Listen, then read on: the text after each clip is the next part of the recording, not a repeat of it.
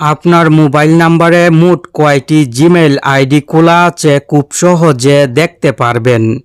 দরকার হলে Gmail ID log in করে ব্যবহার করতে পারবেন।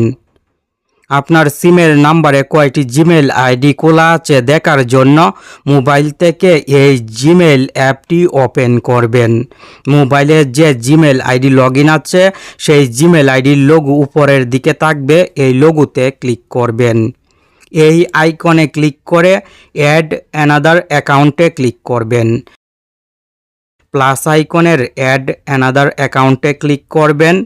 গুগলে ক্লিক করে মোবাইল স্ক্রিন আনলক করার পাসওয়ার্ড অথবা প্যাটার্ন দিবেন। আপনার মোবাইল স্ক্রিন আনলক করার পাসওয়ার্ড অথবা প্যাটার্ন দিবেন। ফরগট ইমেল অপশনে ক্লিক করবেন। ফোন নাম্বারের বক্সে আপনার মোবাইল নাম্বারটি লিখবেন। যে নাম্বার দিয়ে কয়টি জিমেইল আইডি খোলা আছে দেখতে চান সেই মোবাইল নাম্বারটি লিখবেন। নেক্সটে ক্লিক করবেন। ফার্স্ট নেমের বক্সে ক্লিক করবেন। আপনার নাম্বার দিয়ে হয়তো একাধিক জিমেইল আইডি খোলা আছে। জিমেইল খোলার সময় যে নামটি দিয়েছিলেন সেই নামটি এখানে ইংরেজিতে লিখবেন।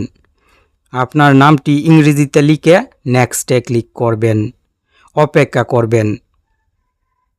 আর নাম লিখে নেক্সটে ক্লিক করলে যদি জিমেইল না আসে তাহলে নামটি পরিবর্তন করে আরেকটি নাম লিখে নেক্সটে ক্লিক করবেন। দেখুন আমার মোবাইল নাম্বার দিয়ে মোট 2টি জিমেইল আইডি খোলা আছে।